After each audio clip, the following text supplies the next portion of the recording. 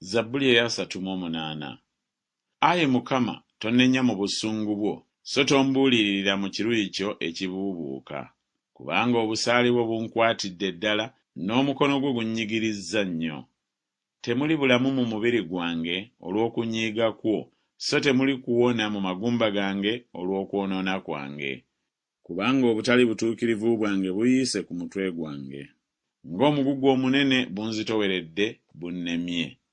Ebiwundu byange biwunya era bivunze olw'obusirusiru bwange. Nnumiddwa, nkutamizibbwa nnyo, ntambula nga nkaaba obudde okuziba. Kubanga ekiwato kyange kijjudde okwokya, so temuli bulamu mu mubiri gwange. Nnyongobera, menyesemenyese, mpulugumye olw'okweraliikirira kw'omutima gwange. Mukama, bye njagala byonna biri mu maaso go, n'okusinda kwange tekukukisibwa. Omutima gwange guntundugga, amaanyi gange gampweddemu.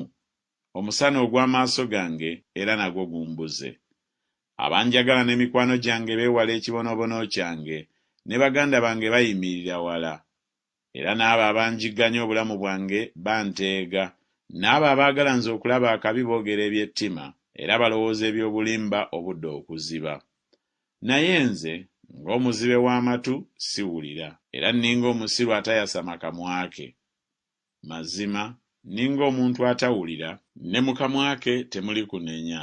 Kubanga eri ggwe, Ayi Mukama, gye nsuubira, oliddamu, Ayi Mukama Katonda wange.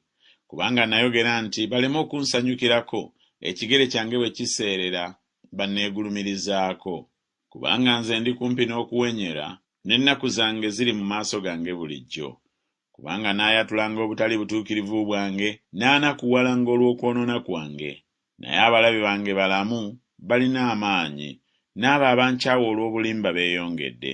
Era n'abo abasasula obubi olw'obulungi, be balabe bange, kubanga ngoberera ebigambo ebirungi. Tondeka, Ayi Mukama, Ayi Katonda wange, tombeera wala. Yanguwa okunnyamba, Ayi Mukama, obulokozi bwange.